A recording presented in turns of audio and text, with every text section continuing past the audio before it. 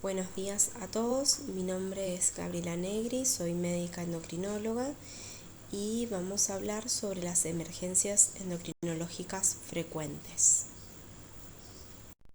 Vamos a hablar sobre las emergencias endocrinas asociadas a la patología tiroidea. Vamos a encontrar la crisis o tormenta tiroidea o la crisis o coma mixedematoso.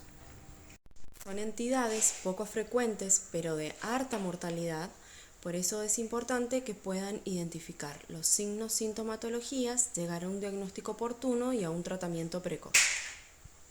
La tormenta tiroidea es una exacerbación de la clínica habitual del hipertiroidismo.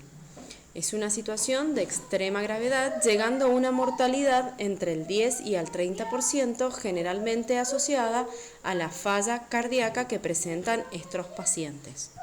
A diferencia del hipertiroidismo severo, esta presenta algunos síntomas característicos como son la falla cardíaca congestiva, el delirium, estupor, psicosis, hipertermia, taquicardia, ictericia, entre otras características.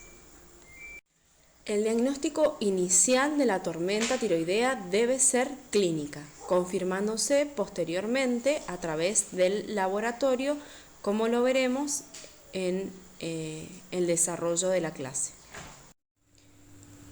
Para que el paciente presente una tormenta tiroidea debe de tener previo una patología tiroidea no controlada, sea conocida o no por el paciente.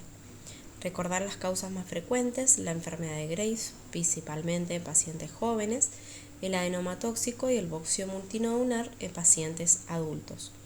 Otras causas menos frecuentes pueden ser algunos fármacos, como por ejemplo la miodarona. A esta patología previa no controlada se le suma una causa precipitante.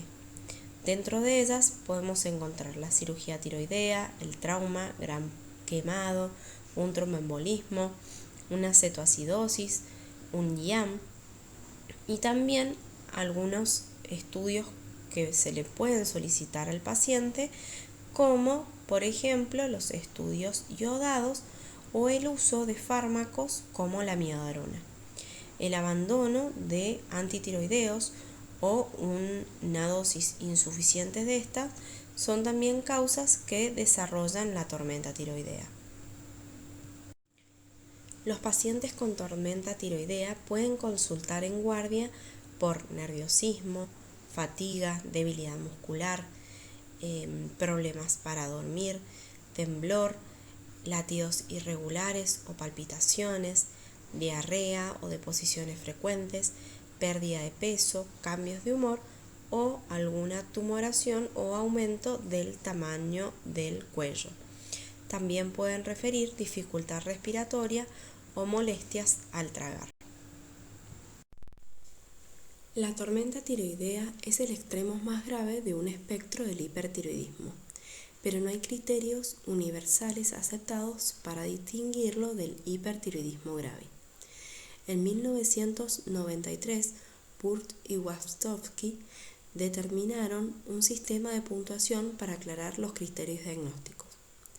El sistema de puntos evalúa 7 diferentes síntomas o parámetros fisiológicos: la presencia de fiebre, taquicardia, el efecto cognitivo, insuficiencia cardíaca, fibrilación auricular, síntomas gastrointestinales y factores precipitantes. La puntuación máxima es de 140 puntos. Dentro de las manifestaciones cardiovasculares vamos a tener en cuenta la presencia de taquicardia y el número de latidos por minutos, la presencia de signos de insuficiencia cardíaca congestiva, pudiendo llegar al edema agudo de pulmón, y la presencia o no de fibrilación auricular. A nivel gastrointestinal podemos encontrar manifestaciones moderadas, como pueden ser náuseas o vómitos, o manifestaciones severas, como puede ser ictericia y una hepatopatía grave que muchas veces contraindica el uso de los antitiroideos. La presencia de un evento precipitante suma 10 puntos en esta escala. De acuerdo a la puntuación, vamos a poder establecer la presencia de una crisis tirotóxica, tomarla esta como inminente o probable o improbable si tiene menos de 25 puntos.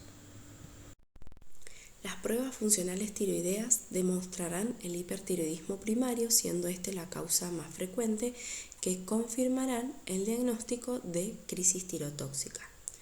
Los niveles de T3 y T4 no son significativamente mayores en los pacientes con tormenta tiroidea en comparación a los pacientes con hipertiroidismo sin complicaciones.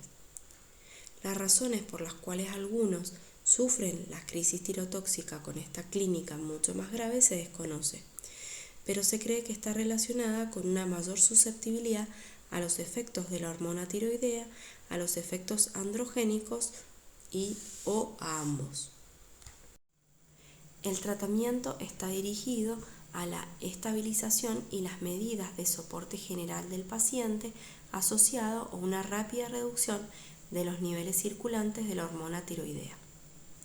El tratamiento general incluye el reposo absoluto y el seguimiento del estado ventilatorio y circulatorio en una unidad de cuidados intensivos.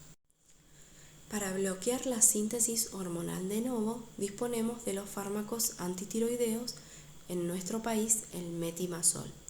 Estos inhiben a la enzima tiroxiperoxidasa y por lo tanto bloquean la síntesis hormonal tiroidea.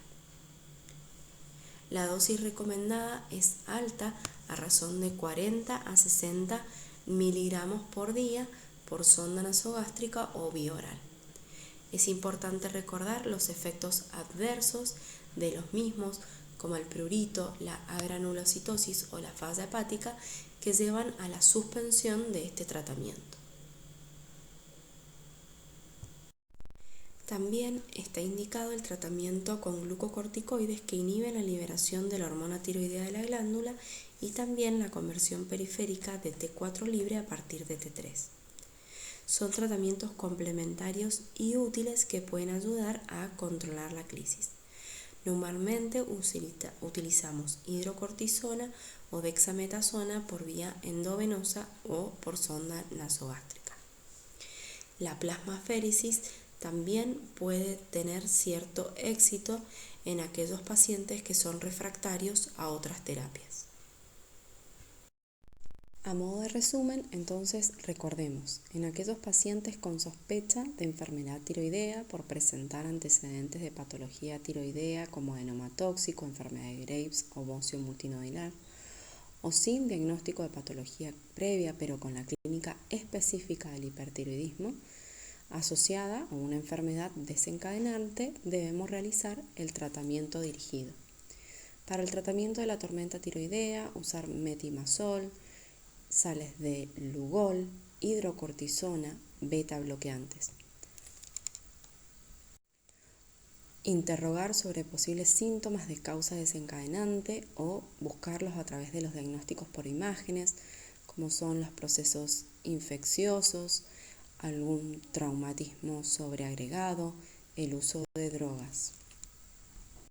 Pero además del tratamiento específico de la tormenta, debemos realizar el ABC correspondiente a cualquier emergencia y determinar scores de gravedad. Además del tratamiento específico y de las causas desencadenantes, no nos olvidemos de las complicaciones de la tormenta tiroidea, como por ejemplo la falla cardíaca que ocurre en la mitad de los pacientes con tormenta tiroidea, realizando el tratamiento específico con diuréticos y en caso de ser necesario vasopresores. Si los pacientes presentan taquiarritmias, puede asociarse a los betabloqueantes el uso de digoxinas o bloqueantes cálcicos. La cardioversión es otro de los tratamientos utilizados y no olvidarse la anticoagulación acorde al score de Schatz. No olvidarse de aquellas complicaciones más graves como la falla hepática, CID, falla renal o rabdomiólisis que podrían verse beneficiados con la plasmaféresis. Bueno, ahora vamos a hablar sobre la otra emergencia endocrinológica asociada a la tiroidiopatía, que es el coma mixedematoso. Aunque no es necesario que el paciente esté en coma para hacer el diagnóstico, por hecho muchos sugieren que el término que debería utilizarse sería crisis mixedematosa. El diagnóstico de coma mixedematoso deberíamos considerarlo en aquellos pacientes que presentan alteración del estado de conciencia, este va a ser de manera progresiva, características clínicas de hipotiroidismo que incluyen hiponatremia, hipoglucemia, bradicardia, hipotermia y la evidencia bioquímica de hipotiroidismo que puede ser primario o secundario. Fisiopatológicamente lo que va a suceder es que en aquellos pacientes con hipotiroidismo conocido o no por el paciente, diagnosticado previamente o no, en el cual no se encuentra en tratamiento un factor precipitante, disminuye aún más las reservas de T4 y de T3 intracelular. Esto va a hacer que haya una disminución de la acción de ambas hormonas a nivel del sistema nervioso central, al nivel del sistema respiratorio, a nivel cardiovascular y a nivel renal. Esto va a predisponer a hipotermia con alteración del sensorio que puede llevar a convulsiones hasta en un 25% de los pacientes no tratados, alteraciones respiratorias con una disminución en la sensibilidad a la hipercapnia e hipoxemia, a una insuficiencia respiratoria tipo 2 que lleva a la anoxia cerebral. El paciente va a presentar a nivel cardiovascular bradicardia, disminución del gasto cardíaco, disminución del volumen sanguíneo y disminución de la tensión arterial, y debido a la menor permeabilidad vascular del riñón y el aumento de la retención de sodio y agua, el paciente va a presentar edemas e hiponatremia. Todo esto va a llevar a que se desencadene el coma mixedematoso.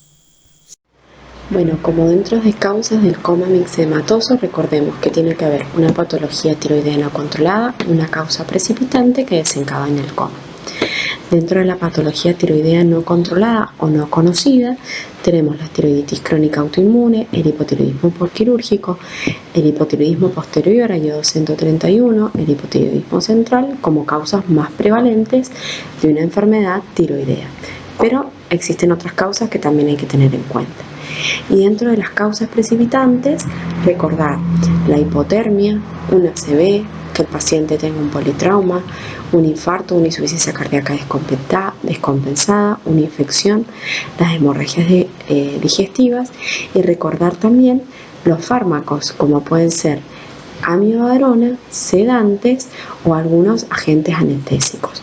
Por eso es importante que el paciente previo a una cirugía programada tenga un control de su patología tiroidea, ¿sí?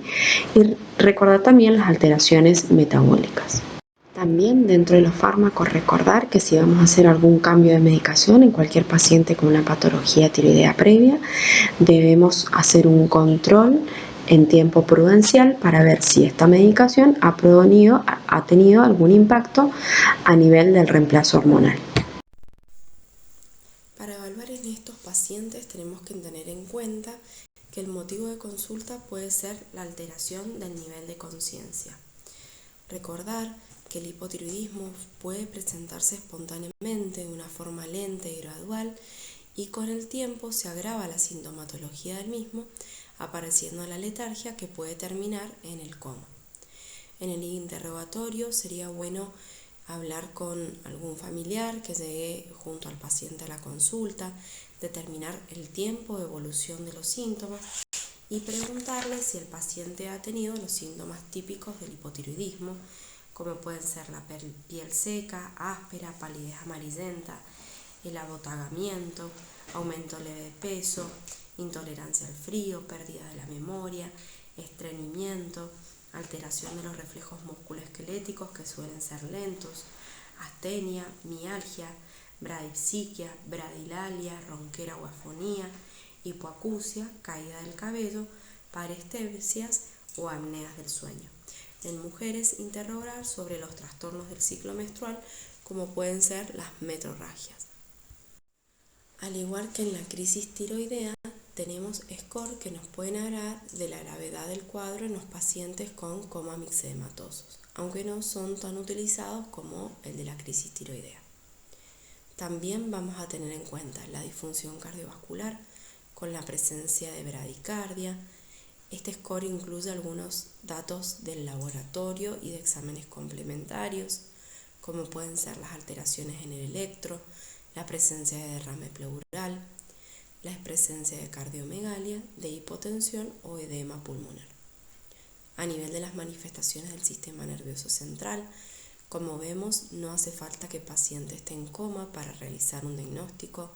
También puede presentarse con estupor, obnubilación, somnolencia o letargo. Las alteraciones de la termorregulación también están presentes, teniendo mayor puntaje la hipotermia. Y los síntomas gastrointestinales también nos dan cierto grado de gravedad, siendo el de peor pronóstico el ilirio paralítico.